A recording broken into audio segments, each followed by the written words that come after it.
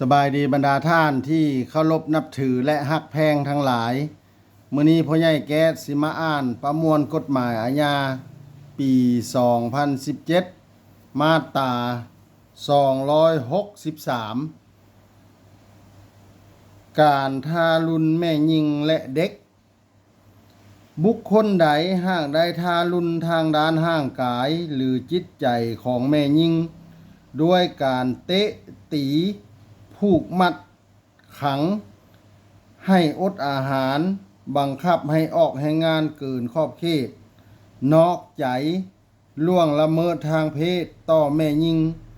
จะถูกลงโทษตัดอิสรภาพแต่6 เดือนหา3 ปีและจะถูกปรับใหม่แต่3 ล้านกีบหา10 ล้านกีบในกรณีการกระทำผิดต่อเด็กจะถูกลงโทษตัดอิสรภาพแต่1 ปีหา5 ปีและจะถูกปรับใหม่แต่5 ล้านกีบหา15 ล้านกีบถ้าถึกใจให้กดไลค์กดแชร์กดติดตามพ่อใหญ่แก๊สเนี่ยเด้อถ้าอยากให้พ่อใหญ่แก๊สอ่านกฎหมายหยังมาตราใดให้คอมเมนต์มาเด้อขอขอบใจ